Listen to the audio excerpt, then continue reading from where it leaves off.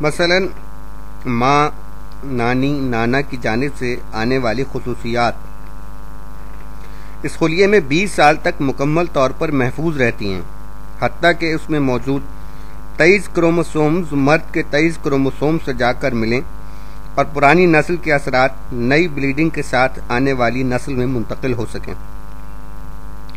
اس برابر خلیے بیضے کا سائز عورت کے جسم میں موجود تمام خلیوں سے زیادہ بڑا ہوتا ہے۔ مرد کے اسپرم کے اس خلیے سے بھی یہ 25 گنا زیادہ بڑا ہوتا ہے۔ اس کے باوجود یہ بیضہ اس مرحلے پر حد بصارت میں بھی بمشکل داخل ہوتا ہے، یعنی اس کے باوجود اسے انسانی آنکھ سے دیکھنا ذرا مشکل ہی ہوتا ہے۔ یہ خلیے اگر 20 لاکھ کی تعداد میں یکجا ہوں تو چھوٹی انگلی کے سرے یا کرتے کے بٹن جتنی جگہ میں بآسانی سما سکتے ہیں۔ اتنے چھوٹے خلیے کو دیکھ کر عقل ششدر رہ جاتی ہے کہ اتنی چھوٹی سی چیز دیکھتے ہی دیکھتے کس طرح ایک 6 فٹ کے مکمل صلاحیتوں والے جیتے جاگتے انسان میں تبدیل ہو جاتی ہے۔ ایسا انسان جو بڑا ہو کر اپنی جہالت کے سبب خدائی کا دعویٰ کرنے لگتا ہے اور اپنی ابتدائی خلقت کو بھول کر اکثر فرعون بن جاتا ہے۔ جو بیضے میں تیار کرتی ہوں ان کا اعلیٰ معیار برقرار رکھنا بھی میری بے حد اہم ذمہ داری ہے۔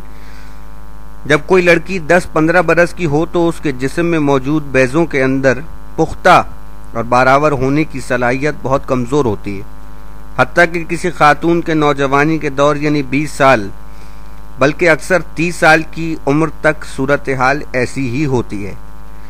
در حقیقت ایک عام عورت کے اندر موجود بیضوں میں سے 10 سے 20% بیضے برابر ہونے کے بعد مکمل طور پر نشو و نما حاصل کرنے کی صلاحیت سے محروم ہوتے ہیں۔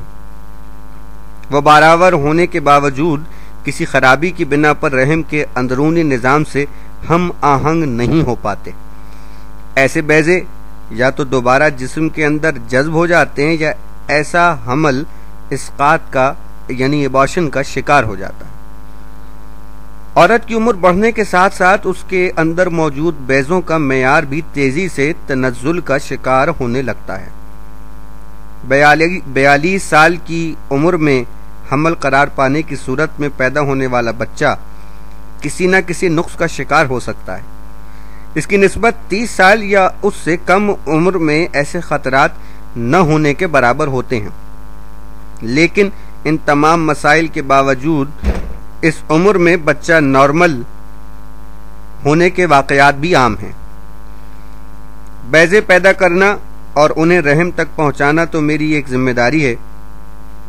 میرے اس کے علاوہ بھی بہت سے کام ہیں، کم و بیش اتنے ہی اہم یا اس سے بھی زیادہ اہمیت کے حامل۔ میں ہارمون پیدا کرنے والا غدود بھی ہوں۔ اگرچہ زندگی کا دار و مدار میرے ہارمونز پر نہیں، لیکن نارمل زندگی کا انحصار میرے تیار کردہ ہارمون پر ضرور ہے۔ ایسٹروجن نامی ہارمون ہی کی مثال لے لیں۔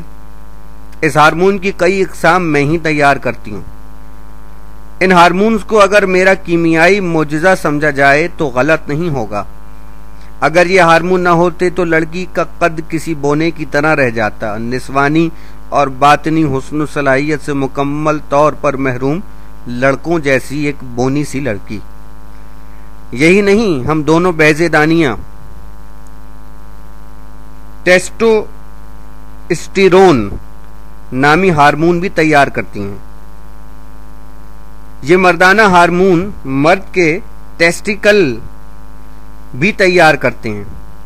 اگر عورت کے جسم میں اس ہارمون کی مقدار زیادہ ہو جائے تو عورت کی آواز مردوں کی طرح بھاری ہو جائے گی اور اس کے نازک رخسار داڑھی کے سخت بالوں سے بھر جائیں گے۔ اس لیے ہم بیضےدانیاں اپنے کیمیائی معجزوں کے ذریعے اس مردانہ ہارمون کو ایک خودکار نظام کے تحت زنانہ ہارمون ایسٹروجن میں تبدیل کرتی رہتی ہیں۔ ہر مہینے مقررہ وقت پر ایک پیچیدہ ہارمون فیکٹری تیار کرنا بھی ہماری ایک اور حیران کن ذمہ داری ہے۔ ابھی میں نے آپ کو بتایا تھا کہ پیچیوٹری گلینڈ سے آنے والے فولیکل اسٹیمولیٹنگ ہارمون یعنی FSH کی وجہ سے میری اندرونی سطح میں موجود بہت سے خوابیدہ بیضے متحرک ہو جاتے ہیں اور میری بیرونی سطح پر ابھر آتے ہیں۔ ان میں سے ہر بیضہ ایک مخصوص رطوبت کی حفاظتی جھلی کے بلبلے میں محفوظ ہوتا ہے۔ ان میں سے صرف ایک بیضہ میری بیرونی سطح پر آنے میں کامیاب ہوتا ہے۔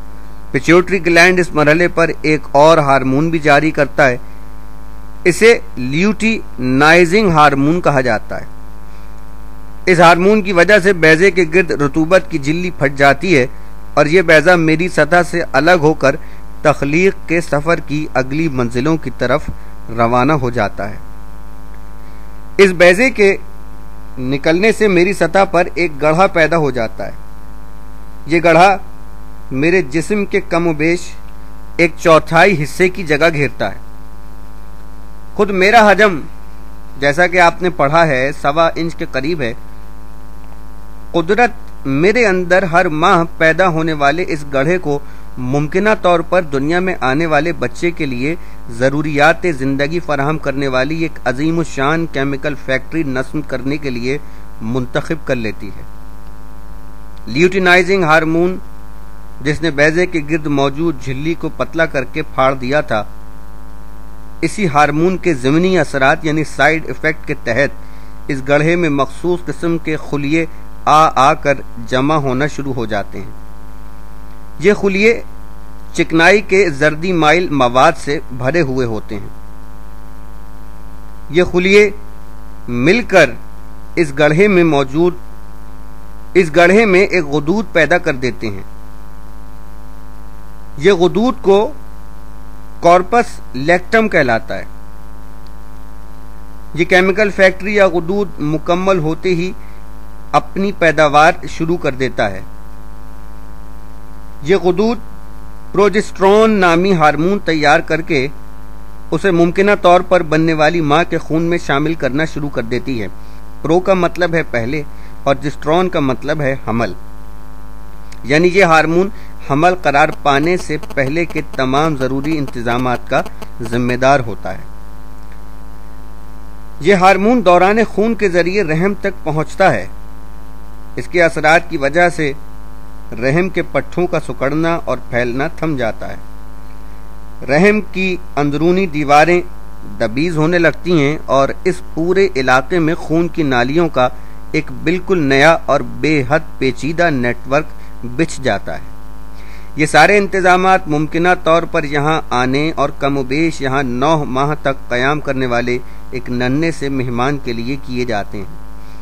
خون کی نالیوں کا یہ پورا نیٹ ورک یہاں آنے والے مہمان کو زندگی کی نشو و نما کے لیے اعلیٰ ترین خالص ترین اجزاء مثلا امائنو ایسڈ، پروٹین، وٹامنز اور آکسیجن فراہم کرنے اور استعمال شدہ اجزاء کے ذریعے زہریلے فضلے کی فوری نکاسی کے لیے قائم کیا جاتا ہے۔ رحم کی دیواروں کی موٹائی مہمان کو اضافی آرام اور رحم کے پٹھوں کا پرسکون ہو جانا مہمان کے لیے کشادہ اور محفوظ ماحول فراہم کرتا ہے۔ یہ سارے انتظامات فلوپین ٹیوب کے ذریعے پختہ اور برابر بیضے کے جہاں آنے سے پہلے ہی مکمل ہو جاتے ہیں۔ اب اگر برابر بیضہ یہاں آ گیا تو حمل ٹھہر جاتا ہے۔ اگر صورتحال اس کے برعکس ہوئی تو قدرت اس سجے سجائے اسٹیج کو چند ہی دنوں میں سمیٹ لیتی ہے۔ خون کی نالیوں کا پورا نیٹ ورک خون بن کر ماہواری کی صورت میں جسم سے خارج ہو جاتا ہے۔ کارپس لیوٹیم نامی کیمیائی فیکٹری مسمار کر دی جاتی ہے۔ رحم مادر کی دیواریں دوبارہ اصل حالت میں واپس آ جاتی ہیں۔ پٹھوں کا سکڑنا اور پھیلنا دوبارہ شروع ہو جاتا ہے۔